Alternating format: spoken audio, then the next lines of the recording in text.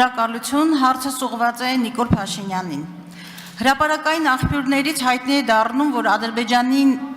կատարված երկու զիջումներից մեկը, վերջին զիջումների մասին է խոսքը, վերաբերում է միջազգային դատական ատյաններից Ադրբեջանի դեմ Հայաստանի հայցերը ետ քաշելուն։ Հիշեցնեմ մեր հանրությանը, որ դրանք վերաբերում են ադրբեջանական ցեղասպանական գործողություններին, արցախահայության իրավունքների պաշտպանությանը։ Մի քանի առիթներով դուք, պարոն Փաշինյան եւ արտգործնախարարը ակնարկել եք միջազգային հանրության անտարբերության, ինչպես նաեւ Արցախի հարցում հակուղայնության մասին։ Սակայն նվազագույնը վերջին շրջանում մի քանի միջազգային փաստաթղթեր կան, որոնք բավական լուրջ քաղաքական ներուժ ունեն արցախահայության իրավունքները պաշտպանելու համար։ Դրանց թվում են միջազգային արդարադատության դատարանի նոյեմբերի 23 թվականի ժամանակավոր միջոցները եւ Եվրոպական խորհրդարանի 2 եւ հատկապես վերջին բանաձևը, որը ադրբեջանական գործողությունները գնահատում է իբրև էթնիկ զտում եւ նաեւ կոչ է հողում ապահովել հայերի անվտանգ վերադարձը, պահանջում հայ գերիների ազատ արձակում։ Շվեյցարական նախաձեռնությունը եւս գնահատելի է եւ հակառակ Ալիևի այն պնդումներին հռետորաբանությանը, թե Արցախյան հարցը փակված է, այնուամենայնիվ Շվեյցարիան պատրաստական է բանակցային հարթակ տրամադրել եւ կարեւորում է հայ գերիների վերադարձը։ Գերիների վերադարձը կարեւորում են Մայքլ Վոլցը, ԱՄՆ անվտանգային հարցերով խորհրդական նախագահի, Անիտա Հիպերը եւ արտաքին հարաբերությունների անվտանգության հարցերով գլխավոր խոսնակը։ Կարող է ելի փաստեր բերել, բայց ձևակերպեմ հարցս։ Ինչպես է պատրաստվում իրացնել այս գործիքները Հայաստանի կառավարությունը, քաղաքական կապիտալը կամ միջազգային քաղաքական կապիտալը, ես այդպես կասեի, կառավարությունը եւ շատ ավելի կոնկրետ, ինչ գործողությունների ծրագիր է մշակել Հայաստանի Հանրապետության կառավարությունը գերիների վերադարձի ուղղությամբ։ Հարցին կպատասխանի վարչապետ Նիկոլ Փաշինյանը։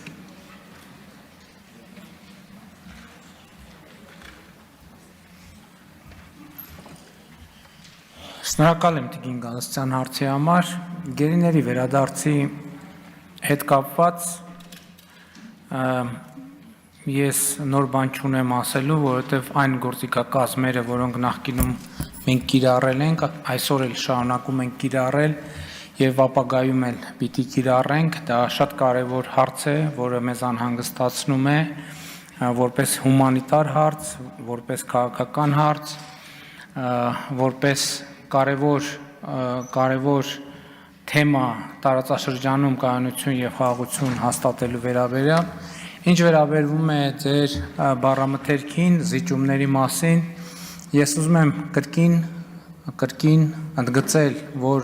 խաղաղության համաձայնագրի նախագծում չկա գետ մի նախադասություն, որը վերաբերվում է կամ պարտավորություն է առաջացնում Հայաստանի Հանրապետության համար եւ պարտավորություն չի առաջացնում Ադրբեջանի Հանրապետության համար։ Այդպիսի որևէ բառ նախադասություն, բառակապակցություն պարզապես գոյություն չունի։ Եվ ընդհանուր առմամբ իրադրությունը գնահատելու համար ես կարծում եմ, որ մենք ունենք մի շատ կարևոր խնդիր։ Մենք ինչի մասին ես նախկինում խոսել եմ, մենք ընդհանուր առմամբ պետքա ավելի լավ ճանաչենք այն աշխարհը, որում ապրում ենք, այն կանոնները, որոնք գործում են այդ աշխարհում, այն միջավայրը, որում մենք գործում ենք, ֆունդամենտալ առումով դուք գիտեք եւ դա եղել է հրապարակային, ըստ էության վերջին տարիները մեզ համար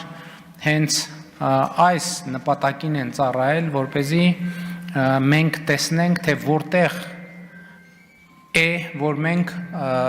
բավարար չափով չենք ճանաչում այն միջավայրը, որում գործում ենք եւ ինչ պետք է անենք, որպեսզի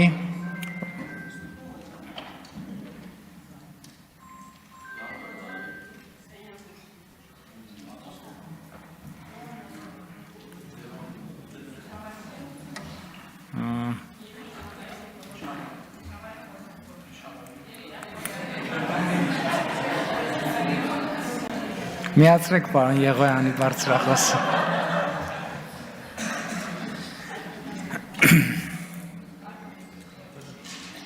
Արձագանք Այդքանը։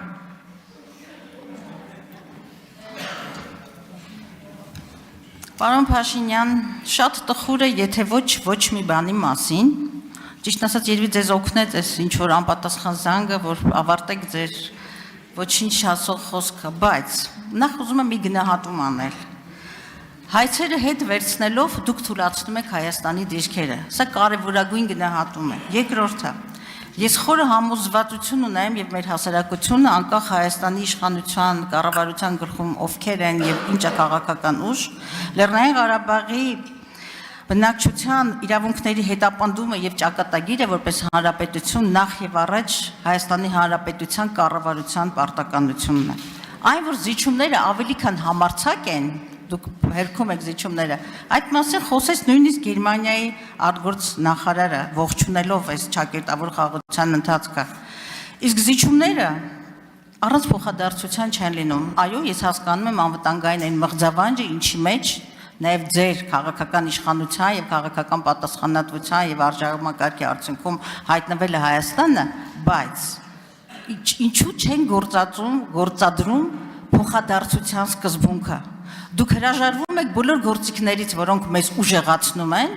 հետո ասում եք, թե դուք ոչինչ չեք զիջում, եւ հետո մենք ունենք այն դատավարությունը, որ ունեցք միջազգային բառապաշարով unlawful detention, ապօրինի դատավարական գործընթացներ, եւ դուք կարծես թե ասելիք չունեք։ Ես կոնկրետ հարց էի տալիս. գերիների վերադարձի ուղղությամբ Հայաստանի Հանրապետության կառավարությունը ինչ գործողությունների ծրագիր ունի։ Ես կարծում եմ, սա 5-րդ կամ 4-րդ անգամ եմ այս հարցը բարձրացնում։ Սա մեր հավաքական արժանապատվության հարցն է։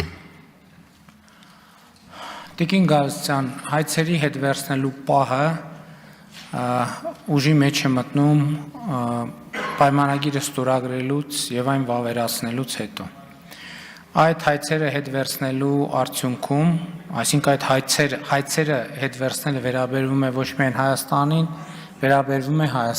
Ադրբեջանին։ Այդ հայցերը հետ վերցնելու արդյունքում ինչքան Հայաստանն է, ինչպես դուք եք նշում, թուլանալու,